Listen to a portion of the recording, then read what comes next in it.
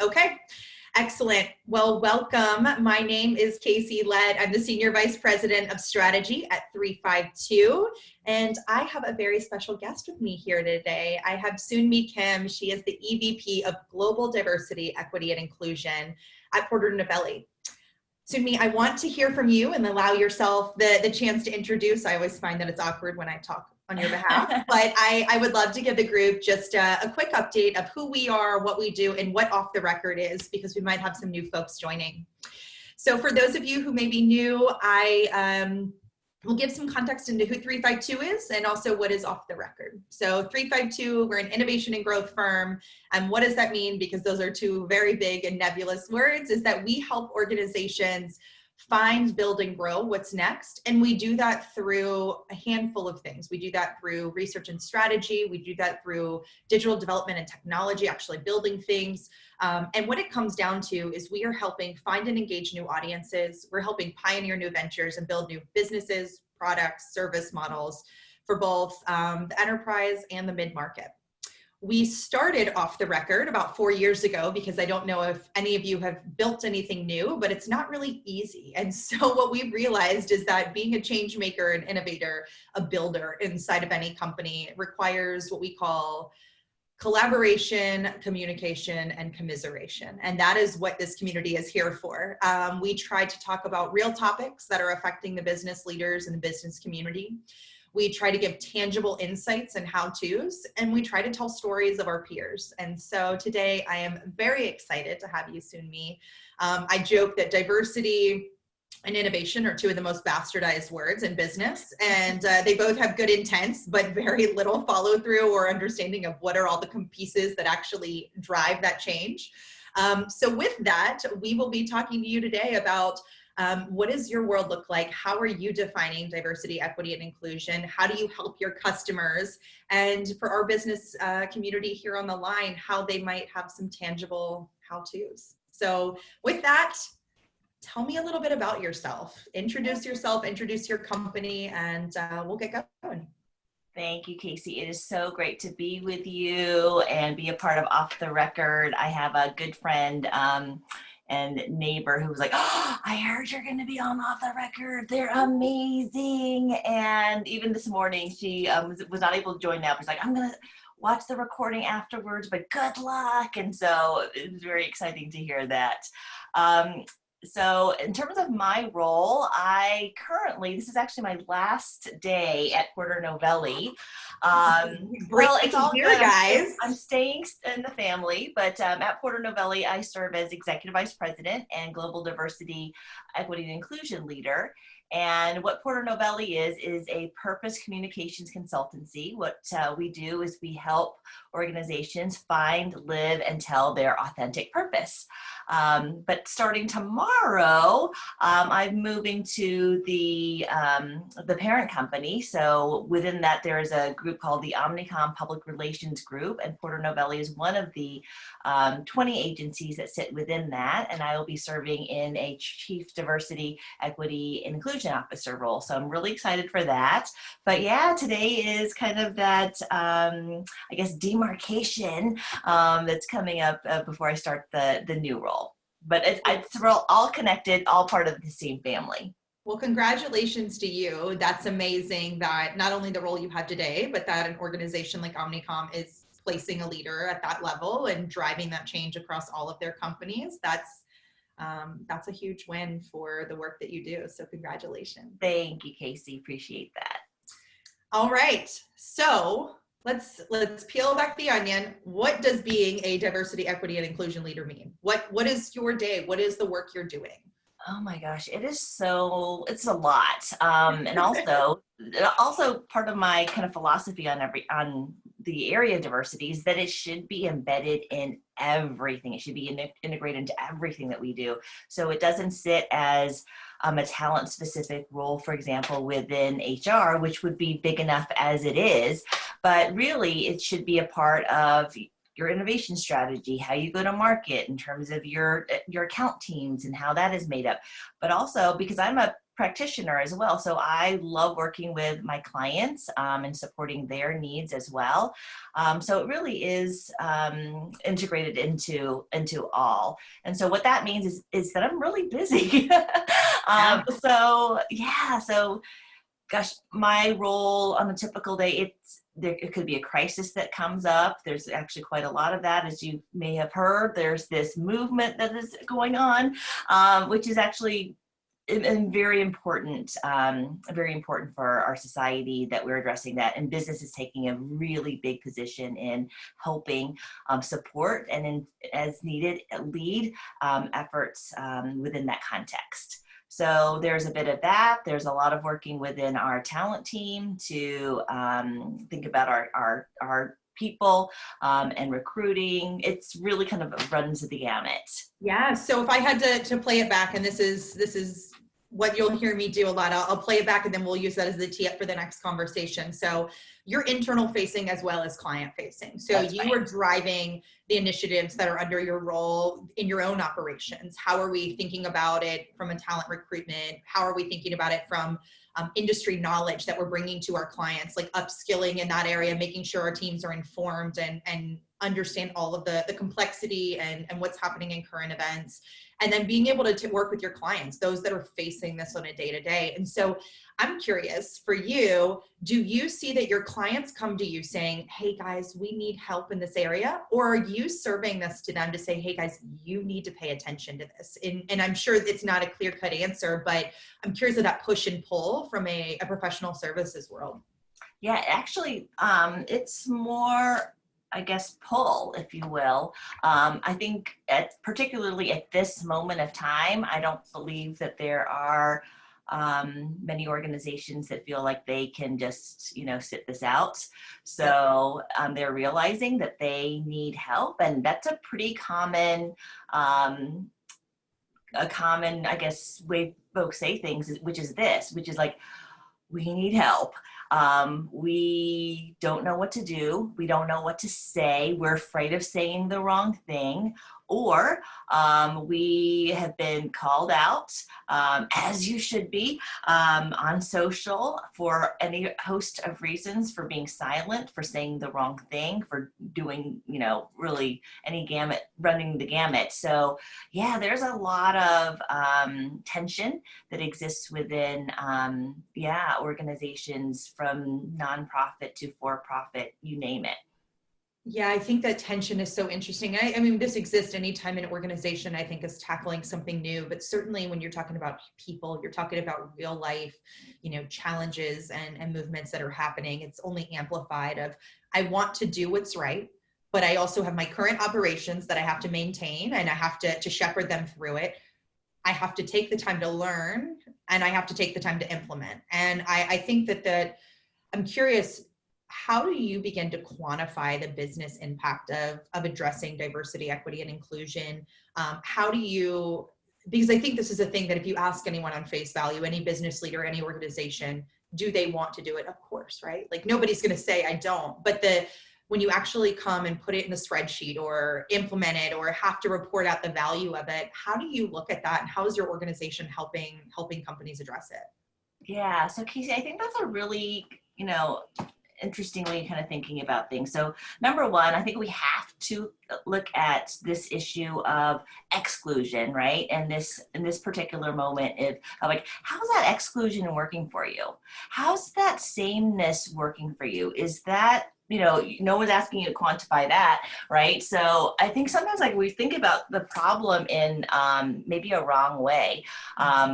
First of all, for us, we look at diversity, equity, inclusion as a moral imperative and a business imperative. And if I have to, talk about the business imperative one more time, I mean, there are plenty of studies that show when you are a more inclusive and diverse organization, you perform better on every metric. I mean, I can point to McKinsey research, I can go on and on and on, but no one's really asking you like, hey, when you measure your exclusion policy Can you quantify that for me? I just sometimes like really get frustrated that something that is really so basic has to be explained and defended. So I think that the exclusion approaches that people have been taking, they're quite evident because they're showing up in the ways that I just talked about. It's like, we don't know what to do. We have no common experience. Therefore, we have no common language. I don't know how to talk to you. I don't know how to talk to my customers. I don't know how to talk to my stakeholders. So, I don't know if I can put numbers on that, but that can't be working for you. And so that's why people are turning to all types of advisors to help support or trying to recruit like crazy to create more diverse and equitable environments within, their structures. So yeah, there's a lot that's kind of tied up in all of that. I love that push to say, other parts of business are not asked to quantify, but however, when we're driving change, especially around a moral imperative, and the question for me as well as question from business leaders, I'm sure does start there. So there's an education component of you having to help companies. And I think that anytime you're implementing change, and I'm curious your perspective on this, is that the education is the foundation to actually driving meaningful change. Because if it's just pushed, then there's muscle memory will go back. And so I'm curious, how are you helping drive that education component so that the changes you're making, the coaching, the advising you're doing for companies sticks? And maybe that's not a challenge. It's a challenge in our world when you're building net new cultures around innovation and trying to implement new ways of working. And it's not that people don't have good intentions, but when pressures are on and day to day, it can be difficult to remember all of that. So I'm curious what that looks like in your world. Yeah. So Casey, when you talk about education, gosh, I think our education needs to be addressed going way, way, way back. It's not even just like, a module within, our current, program. I honestly get really ticked off when I think about how uneducated that I have been. So I remember I was talking to some folks at Leadership Atlanta as part of kind of what's the next, kind of big idea. And in that, I addressed just the fact that like in 8th grade, if you are educated in Georgia, you have to take this class to just even graduate high school called Georgia Studies. And what ticks me off even about just learning basic history is that what I remember from that is Terminus, right? And the railroad system and Sherman and the March to Savannah. And not learning about things like the Atlanta race riots and lynching and that history and redlining and all of these other elements that are a part of history. I remember even learning about slavery as states' rights. So even just our basic education of history coming into then, our role as professionals is we are operating in such deficit. So I find like right now at this point, like we're having to like even relearn elements of history that we totally missed. And so when I hear things about, education and I hear about, the different, let's say diversity trainings that are going on, that's having to make up for such a broad spectrum of a lack of knowledge that needs to be addressed in this particular time. So, and then if you fast forward to the things that you were just talking about, like how do we make sure that people they do have the education in the areas of implicit bias, but also in terms of systemic bias. Yes, that's so important. And so it's critical for organizations to not just have a one and done type of training, but to have, to foster a growth mindset of people wanting to learn and grow and really developing a broader learning strategy that's all around that. So, I think right now you're seeing book clubs even like pop up all over, internally, externally, and so forth to really address that. You're seeing that in social media, people following like on Instagram, anti-racism daily and so forth to really supplement the lack of knowledge that we have had over such a long period of time. Yeah.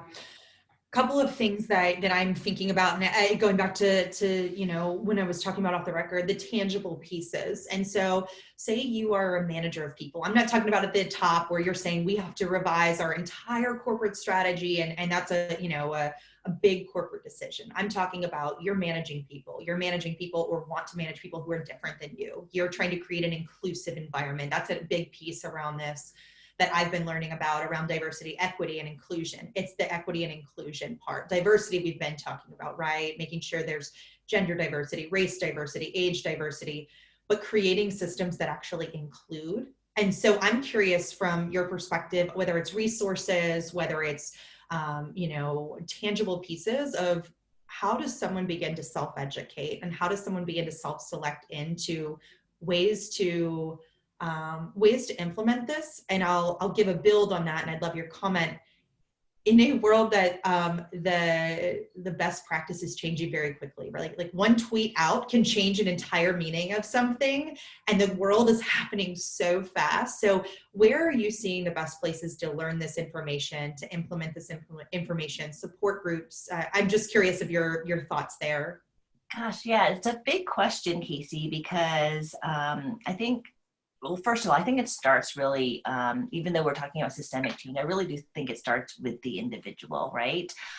Meaning, and what I mean by that is that there needs to be certainly a desire and an interest to grow. And part of it can be as simple as really looking at your friend group, right? So there was research from, it's a little bit dated, from 2013, but I don't think it's so old. I think the stat is actually pretty consistent, where it looked at friend groups by race. And so depending on, you know, who you are, it just basically looked at, like, if you had 100, you know, close friends, what would that be made up of? And by and large, most of our friend groups look like us. But that was as particularly highest amongst, if you're a white person, then 91% of your friend group tends to be white.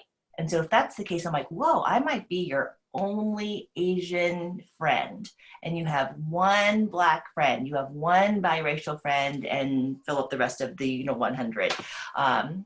And what is scary about that is that if you're consuming all kinds of media, then I might be your only person that would be a counter stereotype to that, might challenge whatever those negative stereotypes might be. And yeah, that's so, honestly, that is so startling to me, that even just our basic friend groups, if we don't have anyone that can challenge you know, these stereotypes that we're seeing on the news or on TV, and it just shows you how damaging, if that's basically your only way you're really getting different perspectives, that's something that we need to address. So that's one.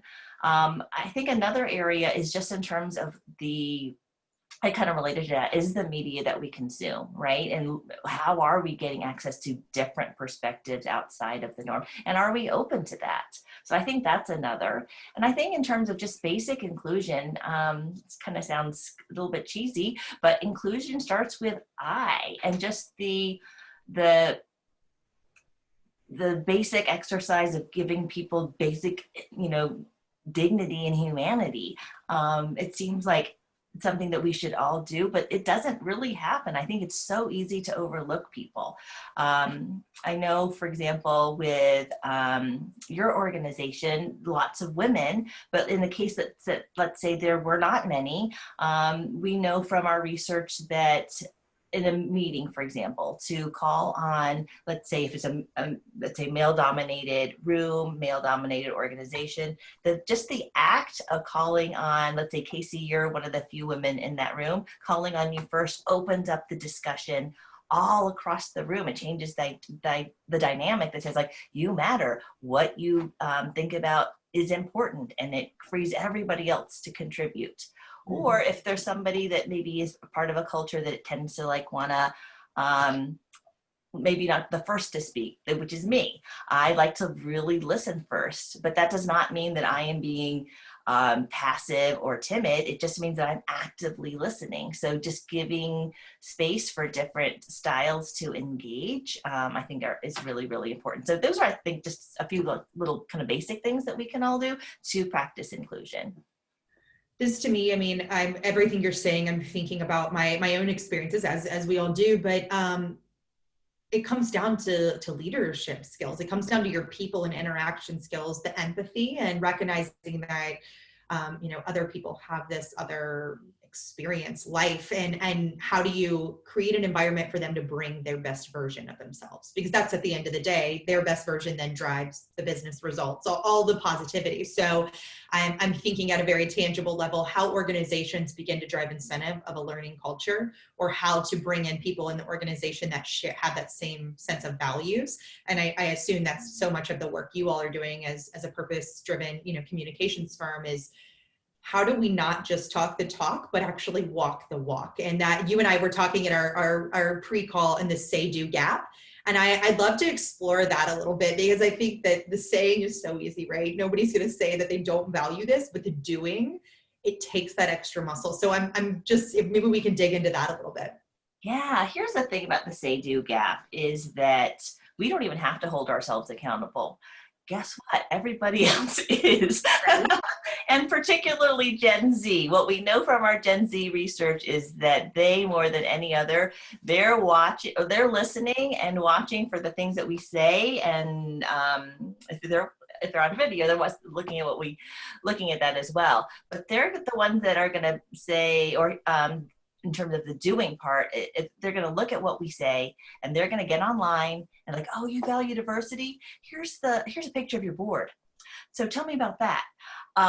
Or they're the ones that, as they're looking at their job offers or, job opportunities, like they're scouring your website to make sure like what you're, how you're showing up as a brand, what you're saying out there that is easily searchable is true. So we don't have to hold ourselves accountable. Everybody else is. And so I know we talked a little bit about this, cancel culture, and this may be unpopular, but I love cancel culture. Yeah, we got to dig into this because it scares the hell out of me. And so I want to know why you love it, and I want to know, the good, the bad, the ugly about it, because it terrifies me personally. Yes, no, I understand, and when and if I'm ever canceled, I'll feel really sad. But what I appreciate, not so much about the canceling part, because I think everybody deserves an opportunity for redemption. So I don't think anyone should be like permanently canceled per se. But I do think people should be called out. So if they are doing something wrong, they should be called out. And I think that sense of accountability is really, really important. The other thing that I think is connected to that, like, let's not pretend that canceling hasn't been happening all throughout history, but certainly in the business world. So as an example, on Wall Street, we've heard about people, let's say if you're a woman, let's say whoever, that if you haven't really followed by the rules or, done what you're supposed to do, not even supposed to do, maybe do something bad, but you haven't followed the code, if you will. Don't think that people have been threatened with you'll never work in this town again. You will never work in this industry. So that has been happening all along. It's just been happening perhaps behind more closed doors with people with power. And there's this feeling that you can't really do anything about that. So if that is moved to a digital platform where that power has been distributed to others, I just think we should make sure that we're thinking about this in a way that recognizes that. That said, I think we should also be very open to other perspectives, even unpopular ones, because I think that is important too. So a wholesale cancel, I'm not necessarily in agreement with that, but I do feel like people should be held accountable for doing the right thing. I love that piece of it. And I think that, the digital platforms, in a lot of ways, it's an equalizer of power, right? Is because then you're able to have a platform, you're able to share that message, you're able to create accountability. The thing that this is a very personal opinion of mine, is that I want to create a space in which there is accountability, but also learning. How do we hold people accountable without shaming to the point of there is no redemption, or they don't feel there's a place to come back? And so, yes, smack the hand to say, hey, that's not good, but that we also are creating a space in which they can realize the change, because that's ideally at the end of the day, what we're hoping for.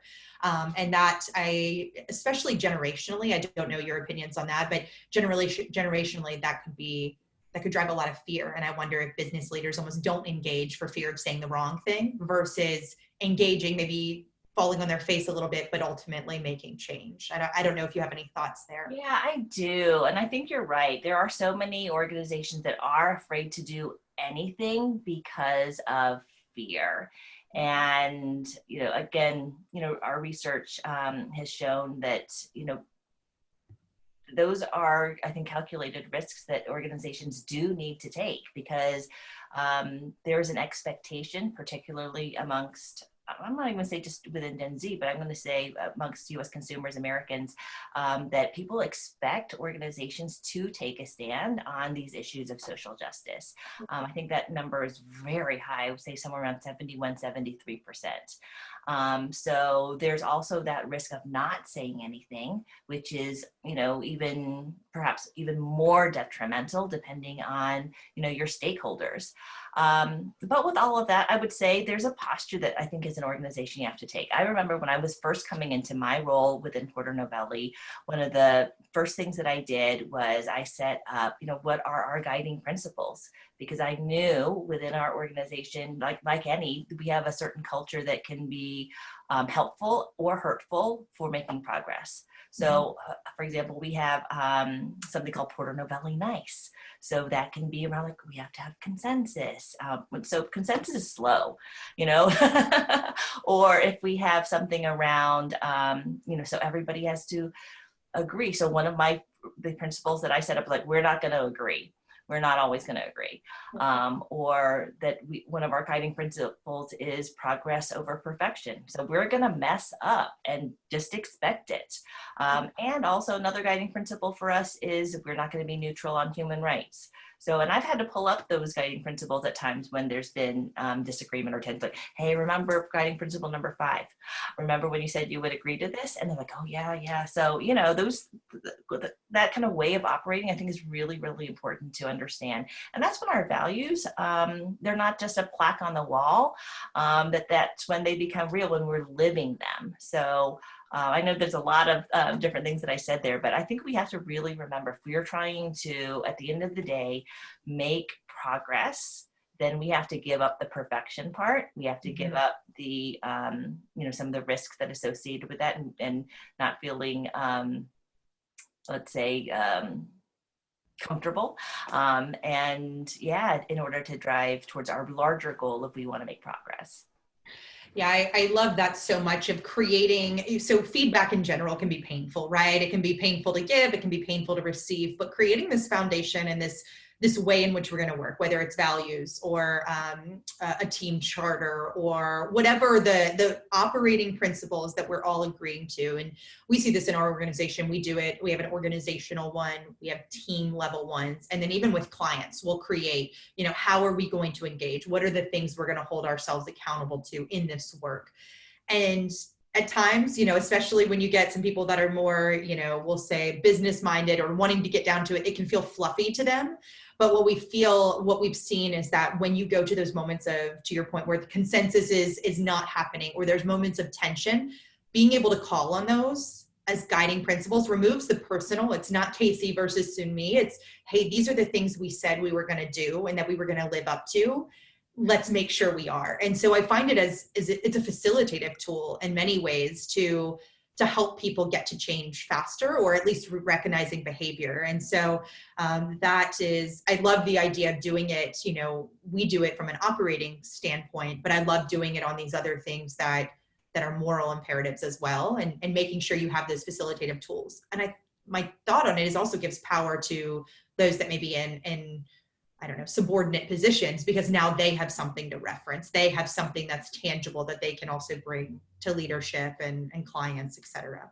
Yeah, I love what you just said right there, Casey, because when you talk about, subordinate, that really is an issue of power, Yep. right? And so I think so often within our organizations, we have to remember the power dynamic that exists. And when we ignore that, that's when, our best intentions to be inclusive, they don't really work out. So for example, if you're, let's say one of your values is around collaboration and like, oh yeah, push back. Well, I find that a lot of people, they only want pushback on things that they're ambivalent about. So so you know Fruit this morning, Soon Mee. so, if you really value pushback, then you have to be able to demonstrate that, and particularly if you're somebody who has the power in that particular dynamic. So show when someone pushes back, thank them for the pushback. When someone gives you maybe an alternate perspective, thank them for that. You're so fortunate to have somebody that is going to give you feedback. Yeah, I think it's so critical to really recognize how all of that works. Otherwise, you're fooling yourself. Yeah. So this is, we'll try to draw some parallels into this, and I'll see if I can organically take us to the next topic. So something that we were talking about here around transparency of the values of using those as facilitative tools, something I have seen in this moment in time, especially with COVID, where the world is, I've seen it as a great equalizer in a lot of ways, right? It's accelerated some decisions that maybe needed to happen. It's helped other organizations be able to rise to the occasion. But I've seen that there's a customer transparency that's happening that I don't know has happened before, because there's a lot of times, trying something new with your customer. God, what if we mess up, right? That could be the thing that makes us fail. But as I'm hearing about, the thanking them, superiors and subordinates, thank you so much for that feedback. Being able to communicate your values, being able to communicate the things that you're trying to customers right now, I have seen as I hope it stays, because I'm seeing that people are actually trying new things that maybe are a total failure, but customer sentiment is also, they're good with change, right? They're saying like, hey, listen, we're all in this together. I know you're trying this mobile ordering app and it totally failed, but thanks for trying. Whereas before there might have been that was a poor experience. So I'm curious on your end, the value of communicating some of these operating principles, some of these values externally to customers as you're trying new things in this moment in time. You can tell me if I totally messed that transition up, but I'm thinking about COVID and the fact that it has, and it's given us a lot of new ways of working, both internally and externally. And my hope is that some of them stay. I'm just curious of your perspective and any parallels you might see into what's happening in current events, as well as operating structures. Yeah, there's actually a lot of things that you said there. And one of the things I just want to kind of go back to, and you mentioned like superior and subordinate. I don't know if anyone else that's listening, as soon as you heard subordinate, felt like, like, and I think it's really important that we, again, recognize the power dynamic, but I think it's even more important for those of us who believe in like collegiality and meritocracy and like, ooh, I don't feel that way about anybody. And honestly, it's really in those situations that it's actually most dangerous. In the organizations that are most, as what they consider meritocratic, are actually the worst. And it's also because we blind ourselves to the fact that there is that power dynamic that exists and are perpetuating. But your question in terms of this time of COVID, I mean, it's both been an equalizer, but it's also been very revealing, right? When we think about the health disparities, the economic disparities, the disparities of even just our work and study environment, it's been so revealing of it's not there is not necessarily equity there. Even in bandwidth, things like that. I don't know if you've noticed this, but my bandwidth has really gone down with, online learning taking place. So so depending on where you're at, I think it's really exposed a lot of the inequities that exist. But you're right in terms of the the kind of like holistic way that we get to see each other. Like right now, like that is really cool. You know, bookshelves you have back I have there. some great reading materials. I see that you do as well. I'm sure we're on the same level.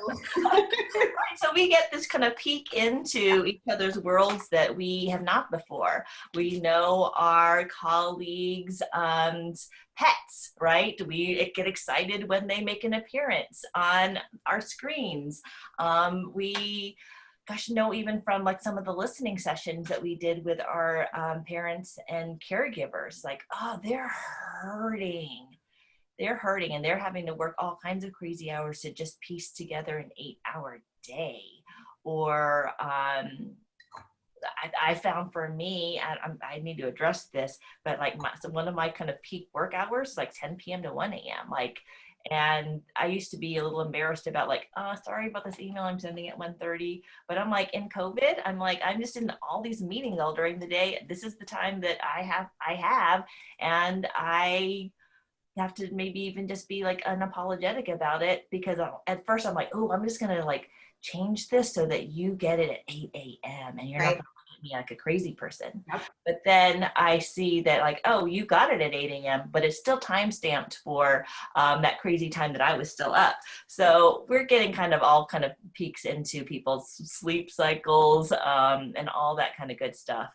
And I think it's an opportunity, I really do, that we have greater empathy for one another and what we're, dealing with and experiencing. And my hope is that it also gives us greater grace and the accommodations that we all need to be as productive as we can, particularly in this environment. I think it also exposes us into, let's say, from our disability community who was asking for these kind of more work from home and flexibility and all that type of stuff, that we're like, oh, we can't do that for whatever reason. Like, hey, guess what? We can. We have. It's better. Yeah, there are these real realities that exist that is tough. And I particularly want to, point out like working parents that are having to be, teachers through all of this. And that's hard. And I think there's so many things there that and this is always a topic that's come up, so we went off the record, was meant to be at one point off the record. Now we're recording, so we're on the record. But since going virtual and doing these sessions, this topic, we try not to make the only topic about COVID, right? I think we're all exhausted from talking about it. It's been 6-7 months now, but it is a big part of our reality. And I think that, we just saw another flood of it again, as kids did go back to school. We maybe had, over the summer, there was different challenges, but as kids are going back to school, you're seeing that pressure on parents again. And I think in some cases mourning the loss of that they aren't going back. Maybe there was hope earlier in COVID that this would be a normal school year. And so the pieces that I've personally seen, and I'm curious of if this is a topics that you're consulting with your companies on, the companies that are showing up for working parents, I wonder what the long-term loyalty play will be there, because I know that, the way you're taking care of your employees, the way you're creating environments, inclusive environments for them to be successful, allowing them, whether it's, divergent work hours, whether it's allowing them, updated workload, flexibility, et cetera. Again, I can speak very anecdotally. I appreciate that. I appreciate the fact that somebody's letting me be my whole self and coming in, bookshelves and all to this. And so I'm curious in the way that, which companies, maybe you have examples of those that are doing it well. I think that this will be a marker in time to see how organizations responded and took care of their people as they're able to, and how that plays in some of the talent retention play and even acquisition play, wanting to be a part of a company and culture that creates that inclusion. I would venture to guess that I think there's something so there for organizations that treat their employees as people first. And with all of these challenges, I think, really very related to that is how are we addressing just mental health and mental, well-being, emotional well-being.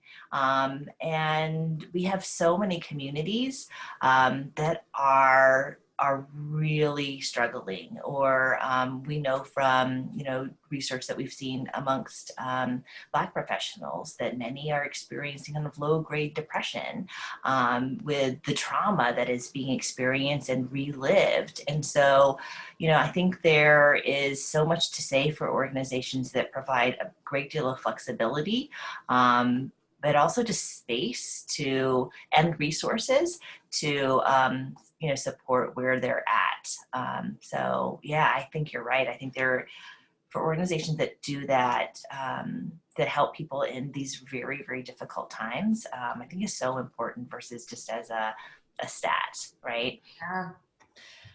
Who, in your opinion, or, are there companies that you're looking at and saying like, God, they're doing it really well. Like I'm impressed by whether it's their leadership, operations, and anybody that maybe our audience can look to learn something. They're doing it really well. Or not, if you want to call them out, that's all right. Well, I mean, often I think about this even just kind of at a brand level. So I don't know necessarily from an employee Sure. environment type, but I gotta shout out to our client Ben and Jerry's. I mean, what I appreciate about them is that this moment is not new to them. This is something that is part of their DNA. They've been talking about criminal justice and racial justice for many years now. So in this particular moment, to see Ben and Jerry's really pushing what it means, even as a company that sells ice cream, is really commendable. I love, for example, what PepsiCo has done as an example. When they came out with we're committing, real resources, over $400 million to, not only looking at our own ranks, executive ranks, and our people and supporting our people, but also externally. So that's really kind of marrying the internal and external community, culture, all of that in their approach to addressing, this particular time. And I think that's what really, successful organizations really should be. Not even successful, all organizations should be thinking about this very holistically, about how can we support across the board, because it's not just a one company problem, it's not just a business problem, it is a societal issue. I want to pause to see, I will ask our attendees on the line. Anybody have questions? So Delia says, can you expand on what was said about meritocratic organizations being the worst offenders of DEI, other than when what was already being touched upon? What are the tangible steps an organization can take? Okay, so let's see. In terms of meritocracy, I really think that the big issue with that is that we're really fooling ourselves, that because we're fair, we're collegial, we do everything by a certain, standards and, merits. And I think I would just expound upon what I said earlier, is that often we're not necessarily looking at what are the metrics for which we assign merit, right? Are those systems itself not necessarily equitable, but it's based on, a certain kind of rules of engagement that's really set up for somebody like you to be successful. So you can point to this is all based on these particular standards. But well, have you examined your standards, right? And not to make them weaker or poorer, but it's have you thought about this in a, in a way that really exemplifies equity? So that's one of the things that I mean by that. I'd also say that, so for example, from a gender perspective, there's a great book, How We Decide, by Therese Houston. And one of the things that she talks about in her book is just even the way we do performance reviews, right? So for example, if we looked at that from a gender lens, if you are a man, you might get, this much let's say information in your review, whereas a woman, you might get this much, and it's going to be about your personality, how likable you are, and it's going to be, you're not going to start going to get the same kind of feedback that you need to be successful to advance. And so there are just, I think it was 40,000, I can't remember exactly, reviews that were looked at, but it was very consistent. So even those things when we talk about like, oh, it was based on your merits. Well, if you're even doing your performance reviews wrong, the way that you provide input and feedback is not equitable, then, you have to really look at, what is the merits with which you're even thinking about things. And I actually can't remember, Casey, the second part of that question. Let's see what she says. She says, other than what is already touched upon, what are some tangible steps an organization can take? So you're talking about the merit specifically. What are some maybe steps that an organization or leaders can take to say, I'm gonna do something that even a degree better? Yeah, so I go back to, what we're just talking about with performance reviews. Okay, so, what is the kind of feedback that we're going to provide? Are we going to look at things like personality, for example? And are those going to be standardized in terms of, how we think about things that's not through this gender lens, which we, again, implicitly do. So that would be a start. And I think that even goes back to the implicit bias training and just being cognizant of the fact that we every single one of us have it. And so when we're more aware of that, then of course that helps us kind of look at situations differently. Mm-hmm. Love that. Any other questions from the group? I see we have, our 20 folks here joining us today. Anything else from the group? I'll pause for a moment. Just want to make sure that we're hearing from the people that are joining us this morning. All right, got a quiet group. Soon Mee, who inspires you to think differently? Jen asks. She's a student. No worries. I will say when I came into my role, I feel like I am the beneficiary of a very racially diverse office. And so that for me, I hope this for everyone, is that I remember maybe about 5 years ago of just experiencing what I call the state of popcorn. And it just coming from, again, being in an environment that is very creative, but also just lots of different perspectives. But I love that feeling of like pop, pop, pop, pop of just like ideas, and then being able to kind of bring that together. And then I think that what that does is really create kind of an openness, if you will, to really kind of think about things differently. And so this question about who inspires me to think differently, I mean, I feel like that is just all around. I think it's all around all of us. And if you have Netflix, you have exposure to different ideas. For me, when I was growing up, it was all 3 channels. My sister was my remote control, and like, change that. But it does. And I'm not going to say that it's all perfect, but just to have, particularly this COVID time when we have more access to kind of streaming devices and different content that's on the line, I think that I just love looking at things from different perspectives. So that inspires me.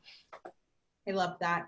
Sounds like, I mean, for you, it's less about, yes, there's media, yes, there's probably influencers or, thought leaders that you're following, but it sounds like it's at a very personal level. You're taking active steps to surround yourself. They say, what is it? The 5 people you spend the most time with influence your thoughts and who you are as a person. And it sounds like that's something that you're spending intentional time to do. Go ahead. Yeah, I mean, gosh, I feel like it's intentional, but also unintentional. I mean, I honestly, I feel a little bit guilty, but I feel like I get to meet amazing people every single day, even in like video conference world. But even prior to that, it's like, I just feel like I get to meet really cool people like you, Casey, and Sarah, and truly, I mean, all the time. And, and prior to this, it'd be over coffee. But I don't know exactly how it happens, other than I feel really blessed. I believe in abundance versus scarcity, and I feel really, I don't know if it's just the work that I do or the people that are drawn to the importance of diversity, equity, inclusion as a moral imperative, but I just feel like I get to be surrounded by really amusing people all the time. So thank you, Casey. Thank you for that. I would say a lot of it starts with a learning mindset. I mean, that's what you have in spades, right? You're taking every conversation, whether it's a coffee or probably meetings with someone in the company or clients, as what can I take away from this? Did I not know that I now know going into this? How can I apply that? And we've had a few conversations now, and that's something that I've observed, and I think it's a really tangible, not always easy. I think it does take work, but it is a very tangible thing that anybody on this call can take away, is come into that mindset, with that mindset of what can I learn in this moment? Yeah. And I think it's even not even like, what can I take away? Well, that I think is definitely makes itself known, but I think it's about being like really present, right? And so I think when you're really present, there's a connection that can occur that is just different. So I have so many environments, even like this in video conference, like, ooh, we're going to be BFFs. Or like, I just feel like even after one meeting, like, ooh, I feel like I really know that person and I can call that person up for what have you. And so, yeah, I think it's about that. I don't know, but it's really cool. I appreciate it. I love that. So we have a couple of questions coming in. I'm going to try to do rapid fire. We've got 9 minutes left, so we'll do what we can. I love that everybody's getting lively on here. All right. So I'm gonna,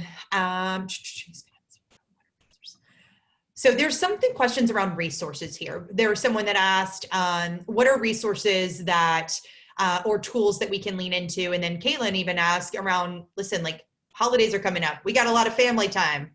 I don't know about you, but not everybody in my family agrees. So what tips do you have around fostering healthy dialogue? And I love that. There might be strongly held opinions, differing opinions, but how can you foster that healthy conversation? Oh, wow. Okay. So for the family conversations, can I just ask people to lean in, to really lean in? I think there's so much, going back to our cancel discussion earlier, Casey, like we can't cancel our family. And, I think you have to be really, and believe me, there are we have these conversations within our own family of like, this person did this. I don't know if I can be friends with this person anymore. But there's such an important role that I think many of us can play, because like, you know what, if people don't hear from you, they might not hear from anyone. That's going to create some tension for a really growth opportunity for all of us, right? And so I think it's so important that we just don't cut ourselves off from people who only think like we do. I think it's so important to have those varied opinions, even the ones that tick us off, and even the ones that make you reach for the wine bottle, just still have them. Yes. Practice good mental health. Do what you got to do to take care of you. But I think it's so important for the folks that during this time of social justice that are posting about brunch. For those people that are posting about brunch, you might be the only person that actually is like, hey, maybe there's this other thing that's happening. So you might be their only kind of exposure to, there's some very important things beyond, your brunch that are important. So that's what I would say to that. I love that. All right. Questions around, so we've talked a lot around gender differences in reviews was one of the questions, but what do you see in relation to the LGBTQ plus community? Any sort of biases there or things that you would observe and share? Ooh, that's such a broad question. It's interesting. I think when we came into, I remember like we were making all these like plans for example, celebrating Pride this year. It was coming, of course, after recognizing Stonewall from last year. And so what I remember about our preparations for recognizing Pride in June, when everything was happening with Black Lives Matter, I remember so many from our different communities, particularly our LGBTQ plus community, was like, you know what, this is not a time for celebration. Mm-hmm. And this moment to remember that Pride was born out of protest. Pride owes so much to Black trans women.